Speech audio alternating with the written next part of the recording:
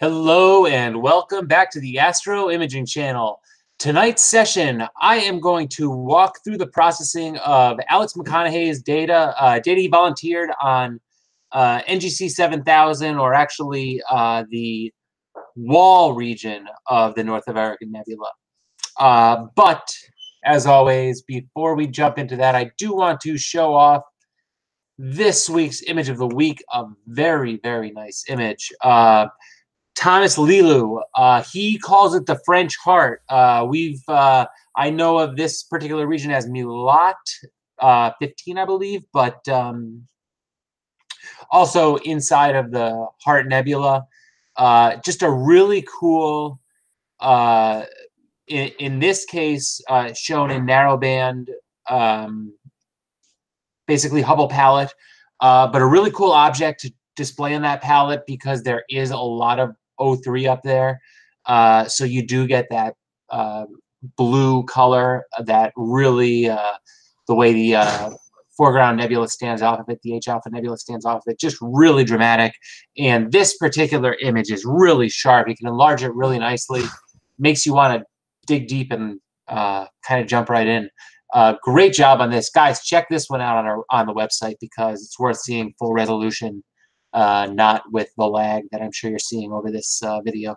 So thanks for submitting, and guys, remember you can always submit right there, image of the week submission. That's how you submit and get put into consideration. Okay, close that window. So last week I mentioned we are gonna kind of do a walkthrough of the processing of Alex's data. I'm gonna walk through it. It is, if you are on our website right above here somewhere, you can click that and download it. I see Alex is requesting a copy of the link. If anyone's watching from our website and can just post a quick copy of the link in chat so we can have it easily accessible here, if you wouldn't mind, I'd appreciate it. But basically, it's on our website right above the place you typically watch this. And you can download it because next week, what we're going to do is we're going to compare everybody's processing of this. So I'm going to walk through it. You are going to see how I do it. And then next week, we're going to see how everyone else does it. Let me start right. Thank you, Molly. Start right away then. We are jumping into PixInsight. Spoiler alert. You're going to see my final processed image right now. And stop me if you... oh, I'm sorry about that. My dogs are going to go nuts for a couple minutes. Doggy likes it. Doggy likes it. Yeah.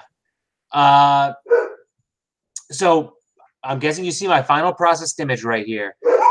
This is, of course, the Wall Nebula, the Gulf region of the North American Nebula. Guys, shush. I'm sorry about that. My wife's pulling out the driveway, and they're going to bark at her. So this is my final processed image.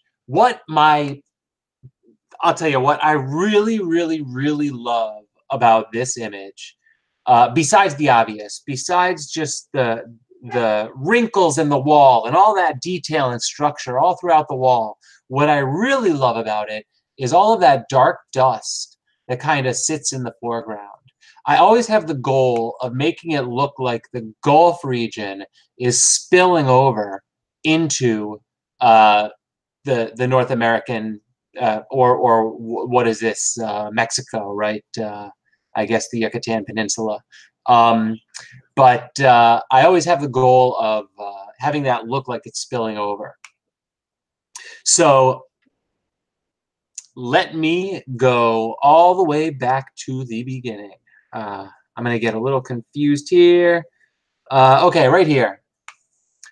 So Alex's data. Alex gave us R, G, B, H alpha, and luminance.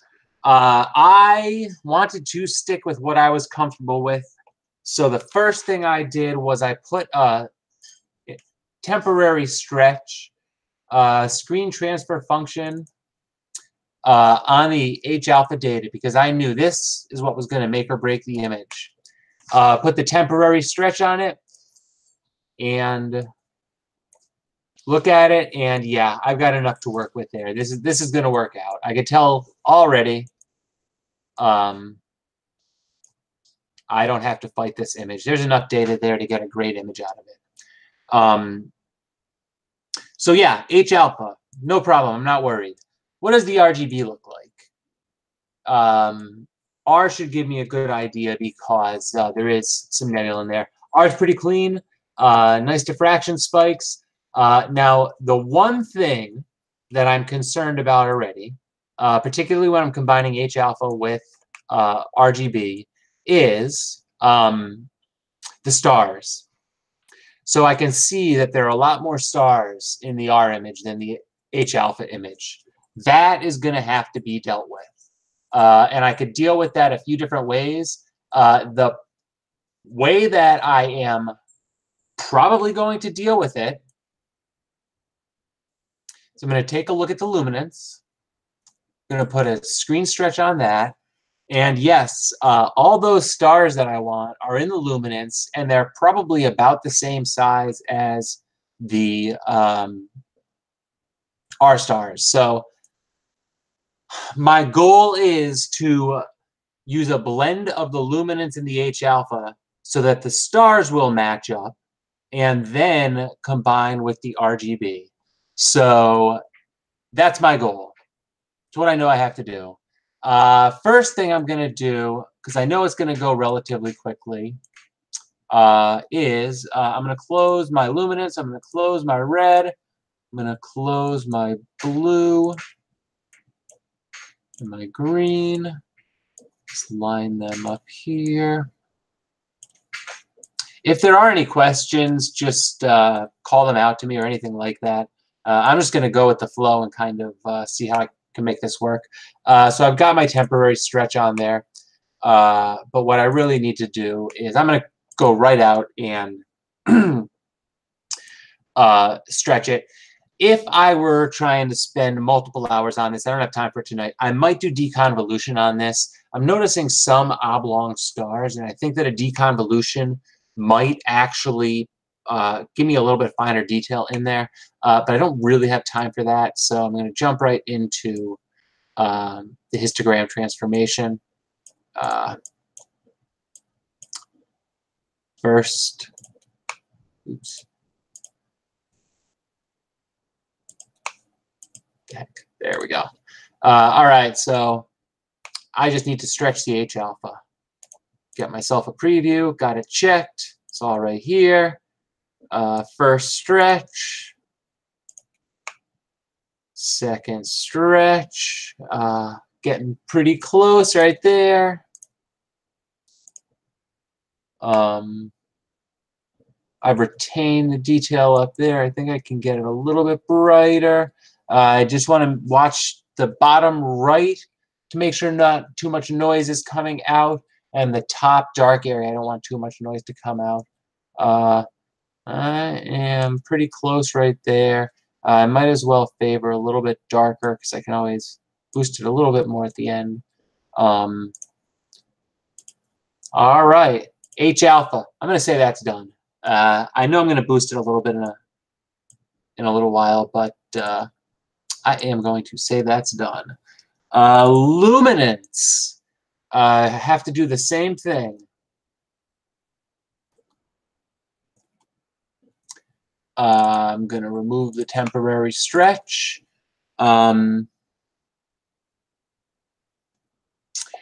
So here's the rabbit hole. I seem to remember when I did this last time, the initial stretch didn't made the stars a little bit too big, and what I had more luck with, although it took some processing time, was, I'm sorry, my alphabetical order. I'm forgetting my alphabetical order, was my mask stretch. So I used mask stretch instead of histogram transformation for the first initial stretch. We're gonna have to wait some time here as it processes. Oh, I can't jump to the other workspace, but here we go. Initial mask stretch. Then select it. Get myself a preview. Additional histogram stretch. And I just want to bring it out. Actually, all I'm really trying to do is match the tones visually. Since it's nonlinear, kind of match the tones visually. It's a little bit too bright. I know at the end I'm going to end up making it all brighter, but let me just leave that like that. Get rid of my preview. Oh, was I? Yeah, right there. Okay. H alpha and luminance. So,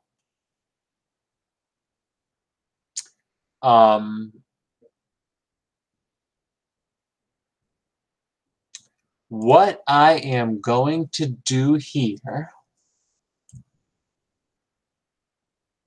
is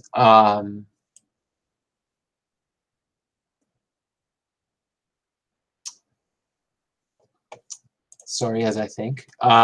What I'm going to try and do is I'm actually just going to try and combine the images right now. I want to... Adam, yes. Could you hold on for a minute? Sure. I don't think anybody's seeing your processing windows. I don't think we're seeing what you're setting. Oh, I am sorry. Am I not sharing the screen the proper way? I don't know. Yes, I will fix that right now. I will fix that right now.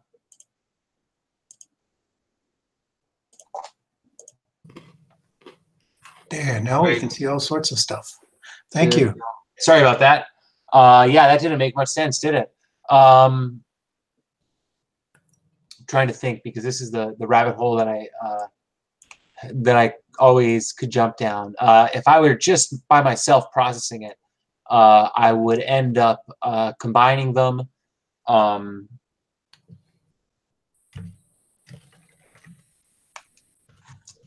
Combining them a few different ways and picking the one that I like best, or probably masking off the two of them that are giving me the best detail and combining them in a way that gives me maximum detail. But what I'm going to try and do is I'm going to try and do a max combine of the two of them, the two images. We will see how this turns out. I believe that I have the actual, what is wrong there? That's odd.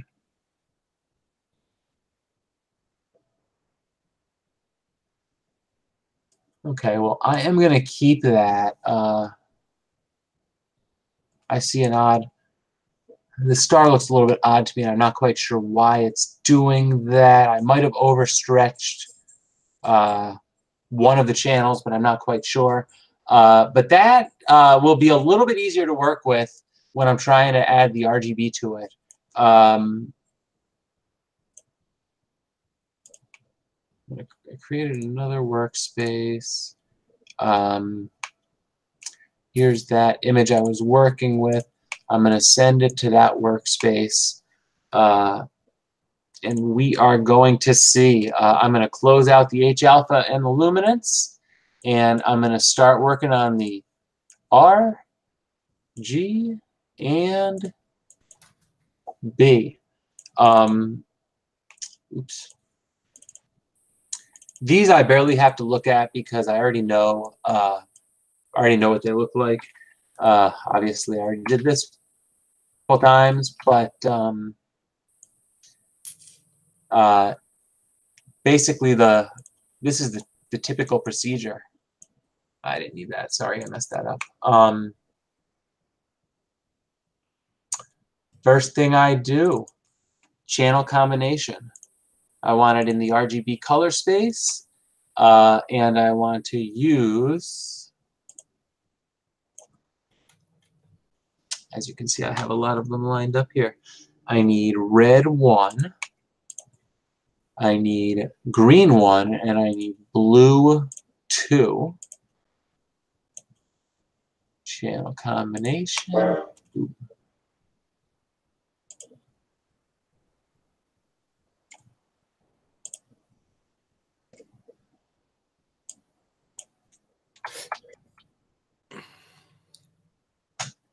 All right. So I combine them. I just put a temporary stretch on it. I am going to jump back to screen transfer function so I get some control over that temporary stretch. The problem right now is my channels are linked, so it's not trying to give me a temporary color correction. There we go. There's my temporary color correction. Now, I did not notice this in my first and second, I shouldn't say this, I did not notice this early on in my process of this image, but there's actually a magenta band over here. That is best to be taken out now.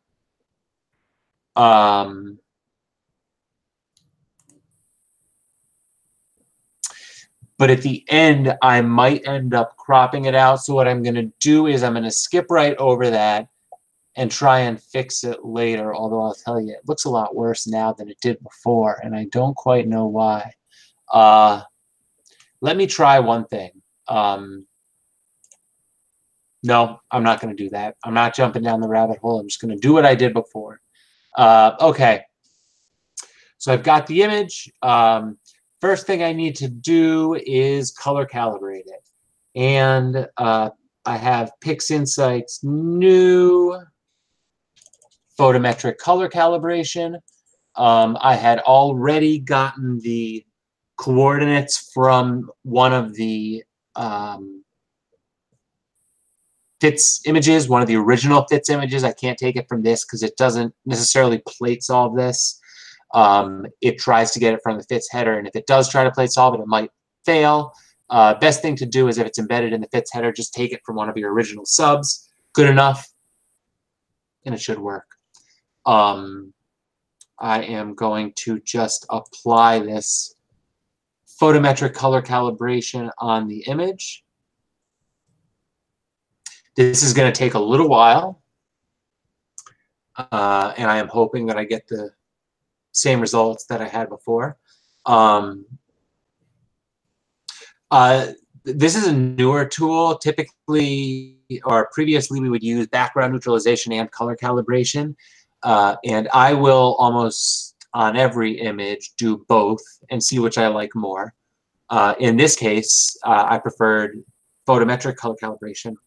And even more, for this particular image, there was very little background sky that I was confident was a good background reference. I like that it is actually taking the star data and color calibrating based on that. But as you can see, it takes a little bit of time, and my computer is running particularly slow. I do not know why. While it's doing this, I'm going to jump over and see if there are any questions.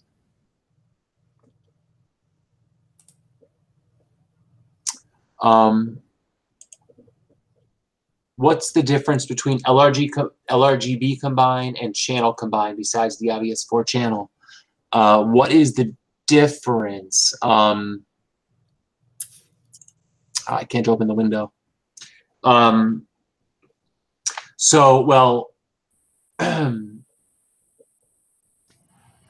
in the channel combine tool, you may choose to combine your channels a number of different ways. If you only have an RG and B channel, then you can just RGB combine, and it basically extrapolates the luminance from that.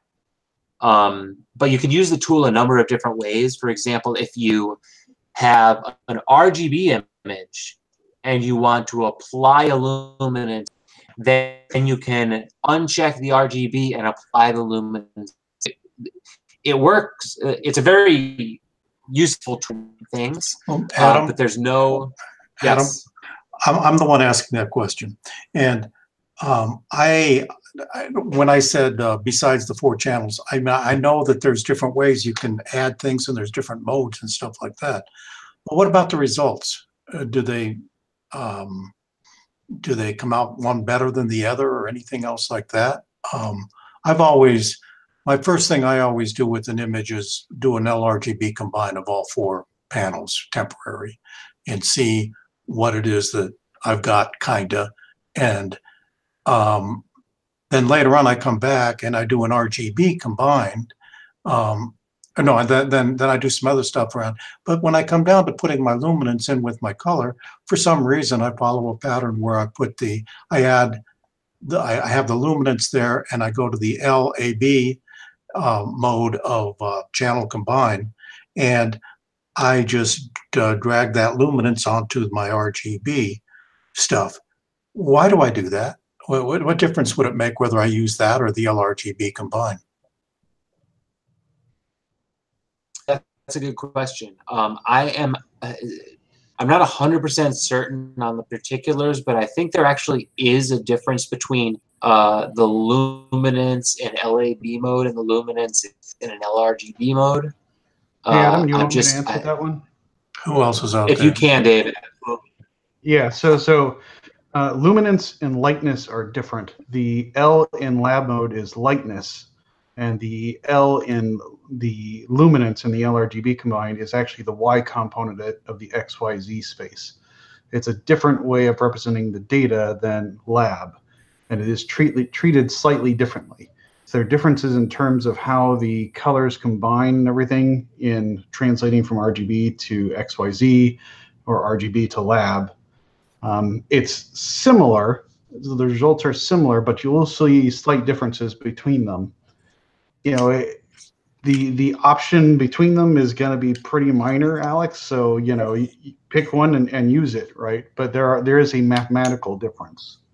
Okay, if I knew enough, it would start making a difference. But I'm pretty good just being where I am then. Okay, so still going. I'm hoping it hasn't locked up. No, it's still percentage is ticking away. But yeah, it normally doesn't take this long. I don't know why my computer is so slow right now. Maybe it's nervous because it's got a crowd.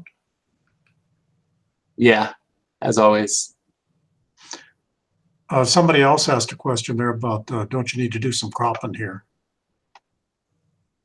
Yeah, so I am. I tend to crop at the very end, and I know that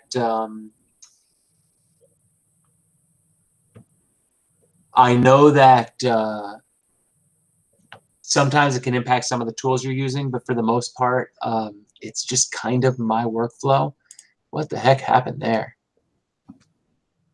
Oh, do I still have? Let me see. There we go. That's what I was expecting. Okay. Yeah, so I usually crop as the last step, and I know some of the tools will impact, but I kind of work through it, and if it does become an issue, I will crop it out. But yes, I do have some cropping to do. You'll see over here. It's funny how a lot of that banding right there disappeared, and I don't know why. I didn't really do anything in these tools that would make it disappear, but for some reason it did. But it got me kind of a decent color there. What I do, I see a touch of green that I might as well try and take care of now.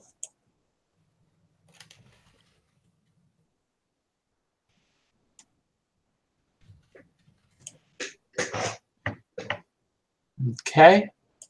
And what I'm going to do is I'm just going to try and stretch this. Okay. First, I'm going to reset it. And what I'm going to do is I'm just going to try and stretch. Someone needs to mute themselves. First, I'm going to reset. Sorry. Okay, so from memory, what did I do last time? I actually did the mass stretch first and then moved on to the histogram transformation function. So again, looking for my M's, masked stretch. This one's going to take a little bit of time as well.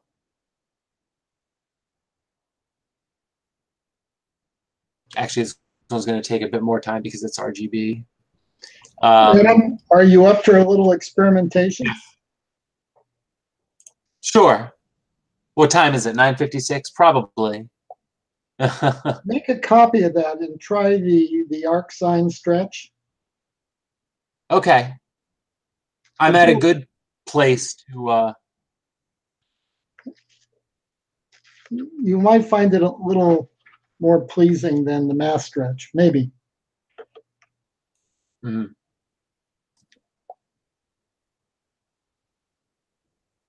Yeah, my computer doesn't...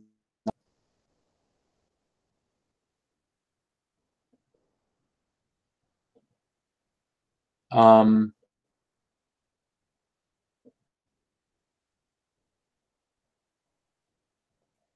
right, let me jump through the questions.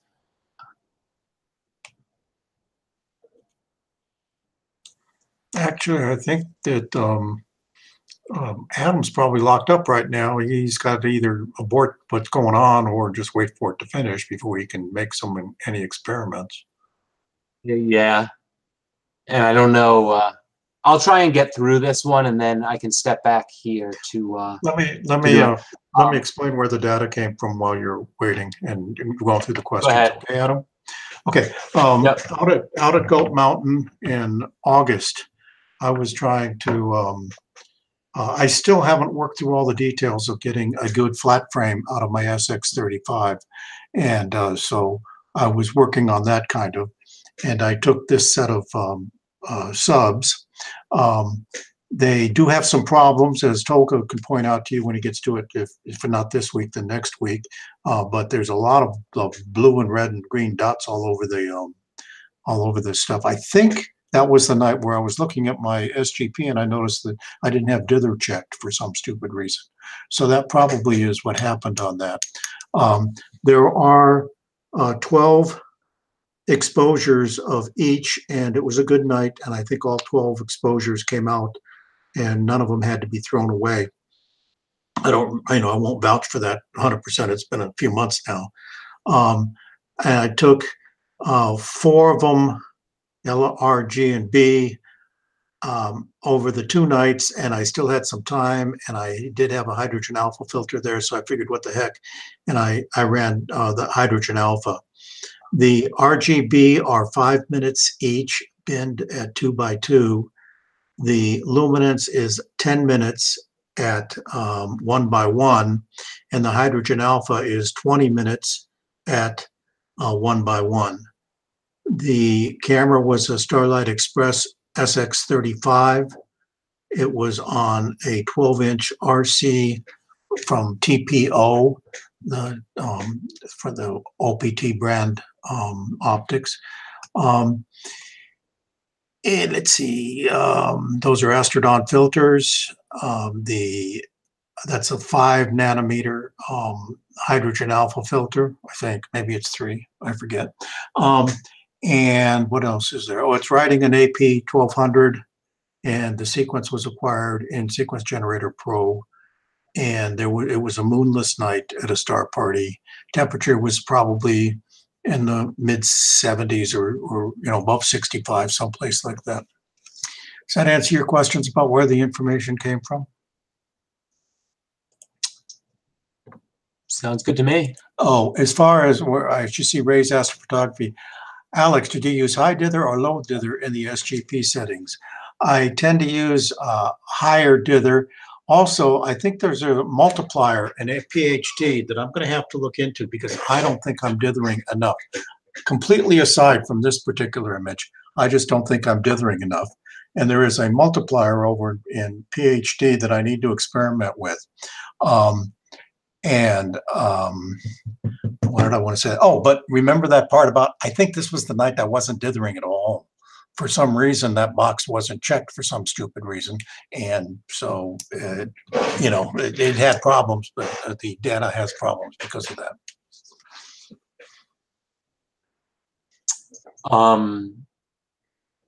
I know someone asked why I use mass stretch to luminance, and basically it was just because if I didn't, the stars would grow beyond what they are in the RGB. And that is my primary concern, is that when all is said and done, after I waited this, I don't know, 5 minutes or so for mass stretch to finish, my stars will still not match up to that luminance that I created from the H alpha and the luminance. So here we go. Mass stretch is done. I've got my dim image. I'm going to hide that chat just so I can get a view here. I'm going to take histogram transformation function. That image is checked. Going to get that. Someone wanted to see a close-up of the stars. I will show you a close-up of the stars, but after I go through this, because that way you'll get a better view of, well, brighter stars.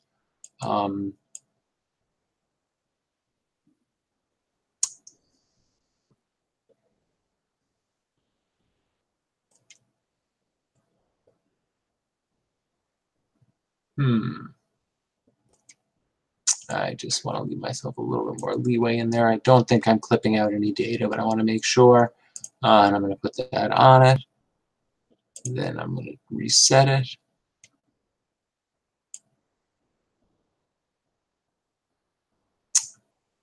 I don't think I'm clipping data. I hope I'm not, but we will see. Remember, you haven't cut off those corners that are the deep blue corners. I know, I know. So, stuff like that. So I'm expecting it's all right there. And honestly, this is the RGB. So this is the part that I can neglect a bit and be okay with.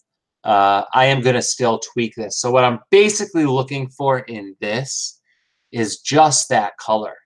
I want good color. I want it to cover all the areas where I'm going to need it. I might end up further saturating it. I want to make sure the star color is good. I want to make sure that the stars aren't blown out. And let's go into, well, let's see. Do I like that? I like that. I'm going to lock that in. I'm going to close the preview. And let's go in. I do see that bad column right there. But I think it's going to kind of disappear when we add the luminance. We will see. A little bit of, I don't know what that is, something coming off the star, but otherwise the stars look pretty good. I don't think they're, at least in the RGB here, there's nothing terrible, nothing that would really put me off. So let me send this to workspace 5 and go to workspace 5 where I have the two images that I worked on. Now what I do see is this is going to be brighter. So when I add this to this image, it's going to be a little bit washed out. And that's kind of a delicate balance. And there's some preparation that I'm going to want to do to this image first. I'm going to have to make the what I'm going to say, actually, the dimmer areas out here a little bit brighter, probably preserving the color brightness here. Maybe even let the background here get a little bit darker. So I would probably put a curve on it. I'm going to have to preview it. Right. That shows me the histogram. You can see, because I did a combination of the luminance and the red, the histogram really got ugly. It's actually making it a little bit harder to work with, but oh well. So I see the darkness over there. I would be inclined to pull down there and then push up right here and make sure that the stars and everything brighter is okay. Still, I think a little bit, got to be careful with these. Don't want jagged lines because they can really build detail. Let's try that right there. I'll lock that in. We will see what happens. Get rid of the preview. This is image 72, and this is image 71. Oh, I don't need that. I just need channel combination.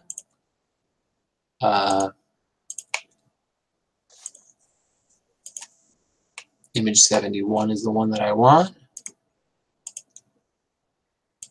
And I'm going to try and apply it directly to here. And we will see. Sometimes it just doesn't match up. Sometimes the colors are off, and there are a few different ways that I deal with that. We'll see if it happens this time around.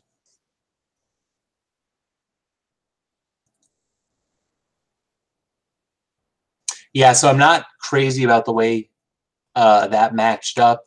Looks a little bit washed out. It's not done yet. It's not done yet. No, the background sky up there. But what I would actually do is I would actually go right back in here.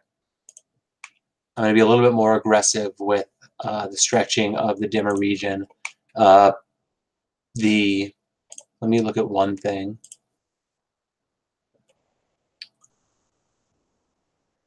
There's, besides that odd thing in the star, I don't know where that came from. The stars look really nicely matched up, so I think I can push the nebula a little bit.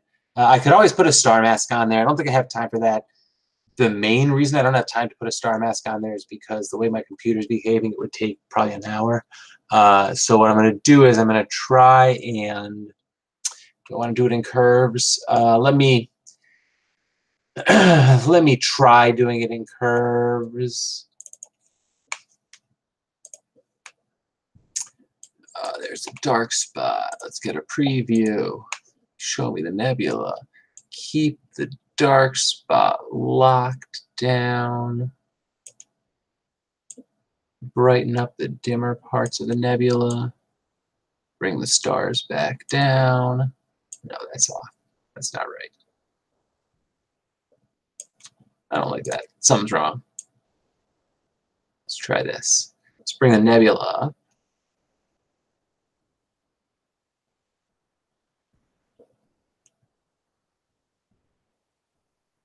What I need to do is put an S-curve on it, like that, and then not blow out the stars. It's funny, I see like an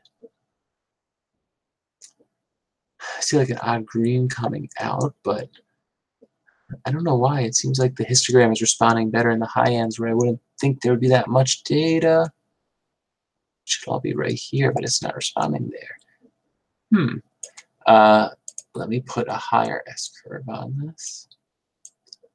This is where it really gets to be trial and error. You're putting little curves on it, trying to get stuff to match up. Don't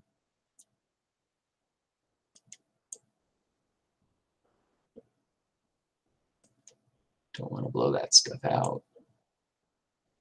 And I don't know why this is behaving differently than I'm expecting it to. Let's try that. I know it's ugly. I'm just going to try it.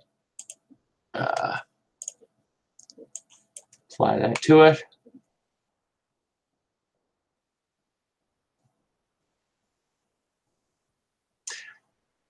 It's very hard to have a step-by-step routine to process an astrophoto.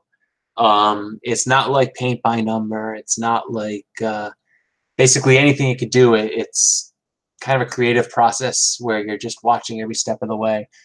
So what I see here is my stars aren't matching up. So I did not do a great job of combining that. That said, what I'm going to do is I'm going to cheat.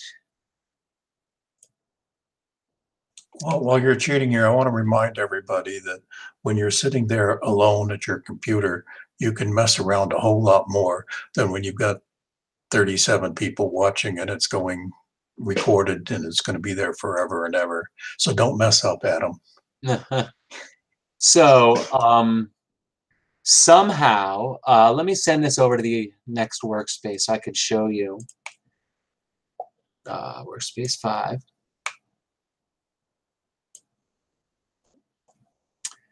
Somehow, the same process, is that the right image?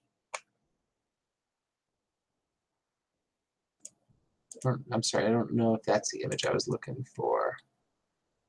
No, this is the image I was looking for. To workspace 5. And this one too, to workspace 5. So what worked for me last time was when I processed the Alex's data to look like this. This was my RGB combine, no H alpha in that, and my H alpha is in that. So basically, when I combined it, I got I'm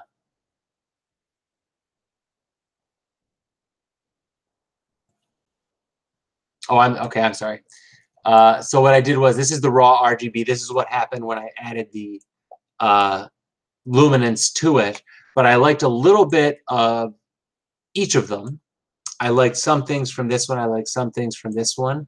And just as a pure test, what I decided to do was just combine the two, RGB1 and RGB2, just a basic average combine.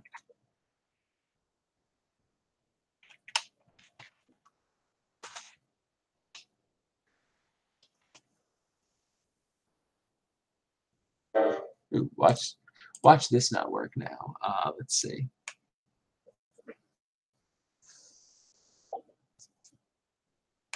Yeah.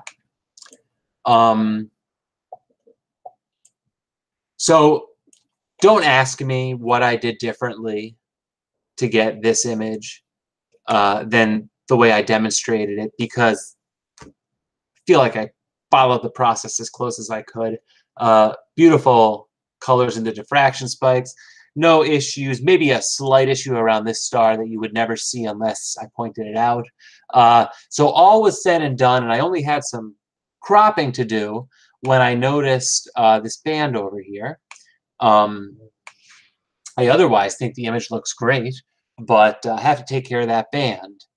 I am far, and I'm good with this. I'm happy with this. I'm at the point now where I'm not going to be adding luminance into it. I'm not going to be adding another channel into it. I can crop this. I don't have to worry about registration issues. So I'm basically just going to go right in. I could use dynamic. Oh, you know what? I'm more familiar with the dynamic crop tool. Let me use dynamic crop.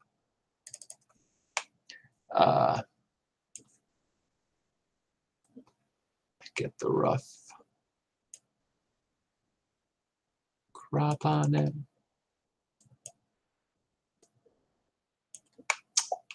I do not want to waste any of this valuable sensor space that Alex paid for, so I'm trying to do get as much of the crop as possible. Cropped it out. I see I missed a spot over here.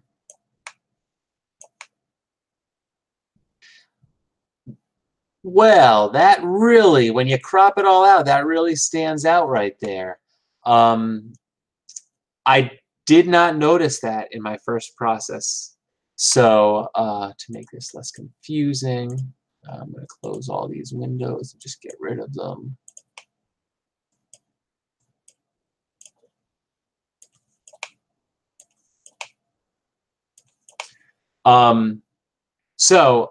Best to get rid of this early in the process, but I didn't notice it. It's going to kill a little bit of the detail down here, but what I'm actually going to do is I'm going to use a very familiar tool in here, dynamic background extraction. Oop, have to close that in the crop first. Dynamic background extraction. This is a seat of the pants way to use dynamic background extraction. I don't care where my points are. I'm going to put a bunch of sample points in there. I'm going to put them, I'm actually going to concentrate them over here. They may be in bad spots. If this was a typical image, I might not do it this way. But I don't have a choice because there is nebula over here, but I do need to model that, that banding there. So I basically get a bunch of points where I know the banding is. I am going to take some points right outside the banding, but not many. I'm trying to get background sky, but there isn't any. Only places to get background sky are like in here, over here, over here, in here, and that's probably darker than background sky, right? Because it's just that inky blackness. So I'm doing this really seat of the pants because I only want to get that correction image. I only really want to see what the correction image looks like and see if I'm on the right track with this. I know that there's a band down here. I see this. No, I didn't get it. I think that these points are throwing it off right here. See what I get in that correction image this way. That is bad. What the heck? What did I do wrong here?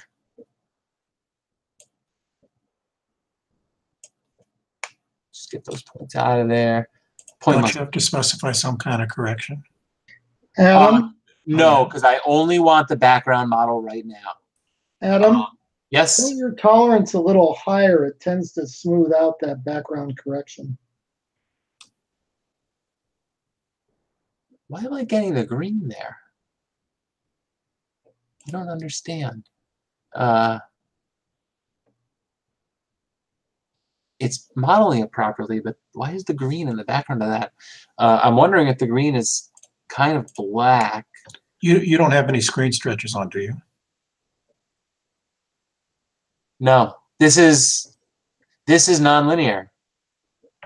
So No, I'm going to try doing this with the subtraction. If I got the proper model, do I still have the proper model? Let me see.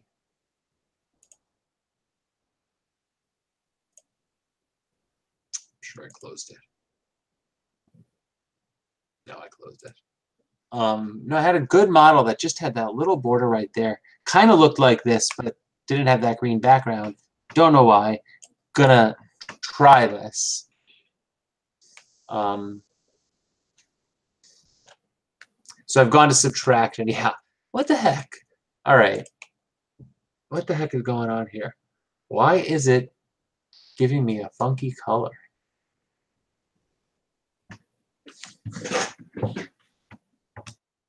Why is it giving me a funky color? I have no idea. Let me try this. 1, 1, 2, 3. Correction, none. Adam. Yes. Adam Block's on the chat, and he sent he said something. He said you should probably model on the extracted luminance channel, not the color image.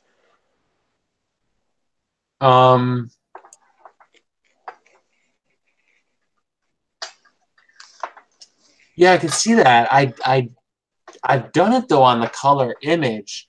I think the that band is in the RGB channels, and I could do those individually, but sometimes they don't match up as much. May I suggest you try an automatic background extraction just to see what it does? Yeah, I could do that. I'll tell you, I did this an hour ago. I don't know what's going on.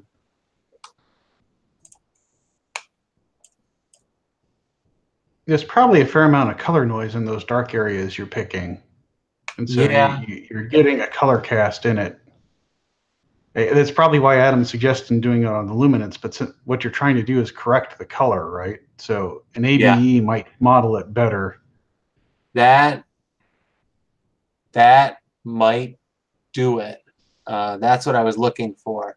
It picked up a little bit of that darkness there, which I think is going to mess it up a little bit. What are you looking for, Adam? What are you looking for? Right here. This purple hue, just right here. I don't know if you can see it. I can see it kind of. No, I can see what you're highlighting. But what I don't want is that right there. But either way, let's see what happens. Subtraction, I'll just discard. You know, this would take 5 seconds on Photoshop. Yeah.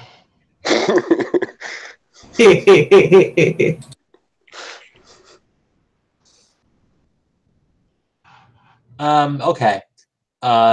Similar, totally removed it. I can't see any hint of it. I can see a hint of some lightning up here, which is a residue of that, what I don't like about that model. But it did kill a lot of my color, so I might have to introduce some of that back. My stars still have their color. So what I would probably end up doing, and I don't think I have time, sorry, tonight, would be put a star mask on, and then go in and use color saturation on everything besides the stars. Let me try and do that. And the compromise. Remember your background model had that pink generally all over, and it basically took a bunch of it out. Yep. Yes. So let's see what happens if I color saturate the entire thing.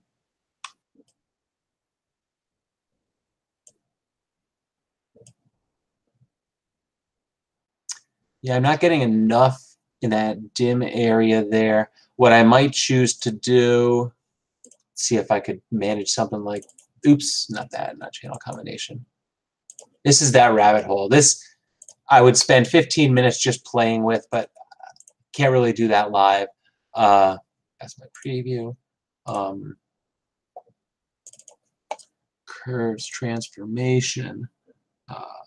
On the saturation right there.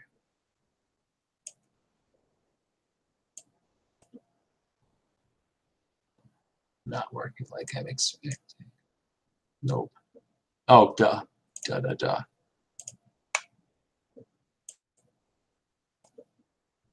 There we go. With the curves transformation, I can control the saturation on different lightness levels. So I can actually get a lot more color in the dimmer regions, and that, of course, is going to stand out that I didn't like the model of. But I could pull a little bit more of that out. Want to know what I would do? Oh, I messed it up. You know when I said I was happy with the image and... oh, okay. You know when I said I was happy with the image and I would never want to combine it again? Well, I might want to combine it again, but what I think I'm going to do is I like this image and I like this image, and maybe the average that I want to do, or maybe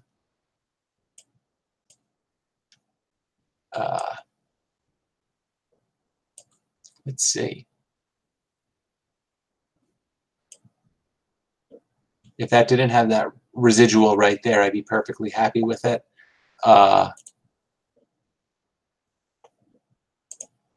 See what happens if I combine these, just average these together.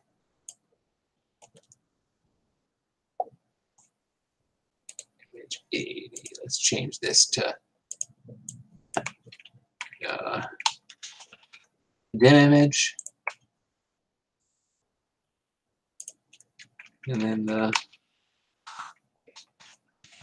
bright image.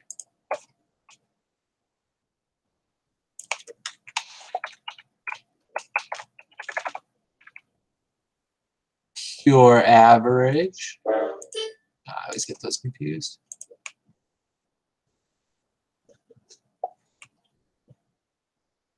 There we go. Except for that, which I don't like up there. It's pretty nice. It looks pretty natural. The only last step that I would take on this is a magic tool that I like to use, which I discovered is now in my most used list. Only recently made it there. Oh, come on, please come in. Why is my computer acting so funny?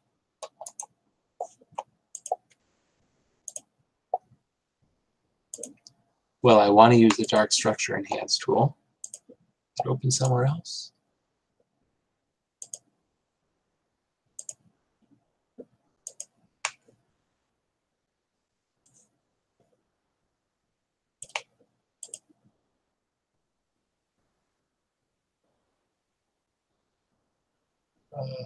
Let's see, utilities. There we go. I love this tool. It's like magic. Takes a little bit of time, hopefully not too much time. But what you'll see is Adam, with magic, it goes yes. presto. It goes presto when it happens. This isn't magic. Oh, I don't know. There's a little bit of drama involved in magic, yeah, right? I see. The build up.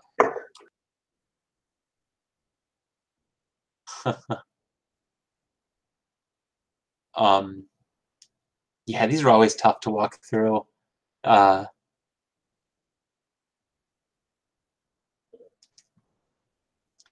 say it's like making sausage, but I was trying to think of a better analogy than that, but it's tough. I guess the saying is you don't want to see how sausage or astrophotos are made. Adam, you run through the questions in the chat. Let me pop back over. I know Tolga's done this. I know Tolga's done this, and who else has done this? I know several people have done it. I just asked again. So. Vertical black lines. Yeah, there are some bad columns. I will, once this is done with this, I'll see if I can actually see the residue of the bad columns. I didn't notice it in my other image. There are some ways to take care of it. There we go. If I remember correctly, it was over here somewhere, right? I don't remember. I don't remember, but I don't see it. It was in the RGB data, if I remember correctly, and I'm barely using any of the RGB data detail. The other thing that you'll find in the RGB data is a whole lot of blue, red, and green dots all over the place. Yep. And it was really pretty ugly. And I don't know where they came from. I think I just wasn't dithering that night, and I just for some reason didn't notice it. There's one right there. Yeah. They look like hot pixels that weren't calibrated they're out. hot pixels. I don't know why I didn't catch them. Yeah. You want to see the stars? Zoom in on the stars. Hold on. Let me zoom in on the ugliest of the stars. I think that one got a little bit of that halo. Geez, I am having trouble even zooming today. I think that one got a little bit of the halo, although not much. I can see some chromatic noise in here. I am not a big fan of noise reduction on good data. That H alpha was good enough. I might do a touch of chrominance here, trying to retain the luminance. I don't think it needs any luminance noise reduction at all. Otherwise, it's just, I don't know, a nice image. Now, let me see. This is what I came up with most recently, but I think this is, nope, not that one. That's bright. That's dim. Working image. This one right here. Nope. Right there. I think that's, I can't even tell. That is, I might like that one a little bit better. Oh, and also the one thing I did want to show off was the dark structure enhanced script. The script that I ran, we kind of started talking, but what it does, that inky black foreground dust makes it more inky black and seem more foreground and really stand up off there. See the way that really popped out of there? It gave really nice detail to the nebula structure down here. With that tool, and then going in and using minimum combines and maximum combines with different stretches on the same data, you can actually pull a lot of detail out. But you're going to have to spend a lot of time just kind of tweaking and going back and forth. Hard to demonstrate here. Josh actually did a great demonstration of that probably a few years back, but was just a really iterative process. Minimum combines, blurring the data, really intense, but also really got the most out of the data, the maximum amount you put out of the data. So that's basically it. Let me pop back over. Okay.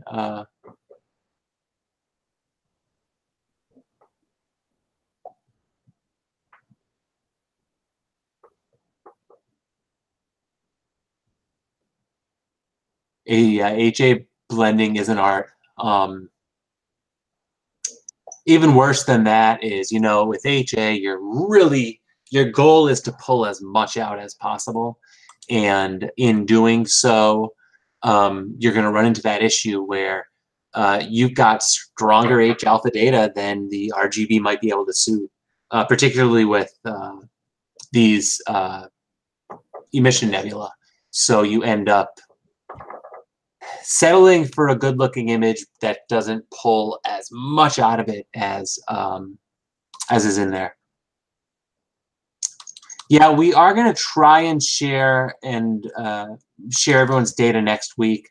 I see a few of them posted here, but I do need something to talk about next week, so we're going to do that. But I do want to say the week after next week, I believe it is the 28th. Yes, the 28th. We have the developer of AstroPixel processor who's going to be on. This has been highly requested, and we got it all worked out. I believe he's overseas, so he's going to be either getting up in the middle of the night or very early to present to us, but we do appreciate that. That said, that is the 28th. Next week, we're going to compare all of our processes on this particular image, and we'll have a discussion about processing. We're going to have a little bit more of a back and forth than what you saw today. I was really hoping to bang this out, but there was no easy way, as you saw. Yeah, and Adam Block saying, with regards to the H alpha strength, that's why adding H alpha to the R channel is important. And that's a good point. That's something maybe we'll show a little bit about, next week. I may have done that in one of my earlier renditions of it, but you know, it's funny with astrophotography processing, you can get to the same place in a lot of different ways, and sometimes just making a mistake early on causes you to have to do something different later on. Why I did nonlinear right in the beginning. Nonlinear, I'm guessing RGB combination.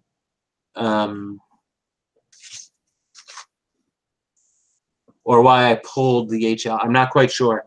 I do my RGB channel combination linear, just because the PixInsight tools are more suited to that.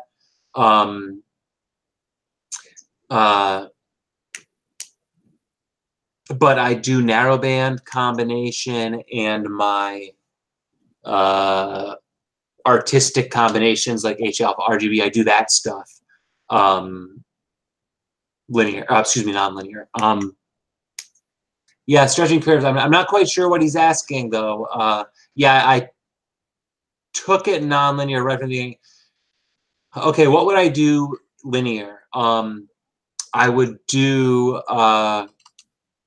with my H alpha channel, I would do deconvolution linear, and I would do DBE, dynamic background extraction linear. But then I would probably I would not be inclined to do noise reduction because I just didn't think it needed it. Then I'd be inclined to just stretch that and work from it from there. With the RGB, I'm always going to do my combination linear. I'm always going to do my color calibration linear. But probably right after that, I'm going to go nonlinear, and then I'm going to do my combination of the narrowband channel with the RGBs nonlinear. Hope that makes sense. All right, well, that's basically all I've got. I hope this was helpful.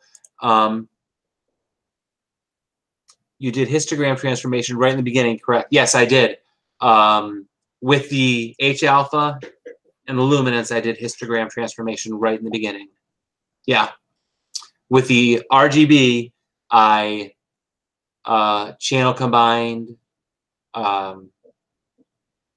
background, and then did the color calibration, the photometric color calibration before stretching. Yep. All right, well, guys, thank you for watching this session. I hope it was helpful.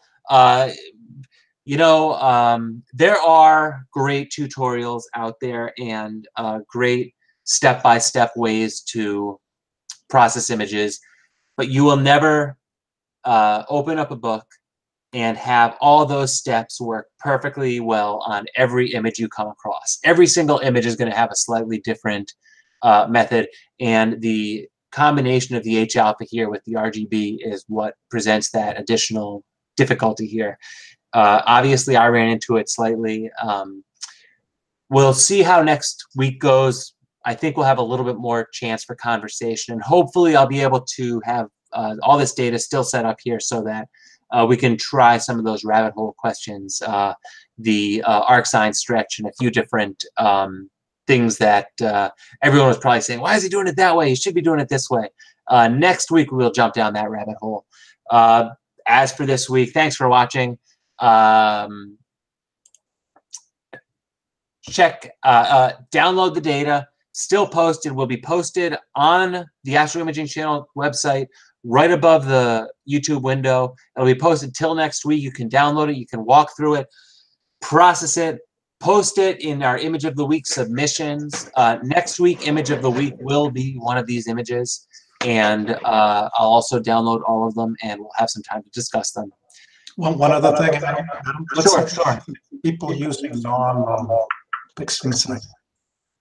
If somebody's using something else, they may want to share what they did. Absolutely, absolutely. There's no requirement that we use PixInsight for this. In fact, it would be almost more interesting to see it processed in a few different programs. Thank you, guys. Won't be a long goodbye tonight. See you next week. The continuation of this session. Good night.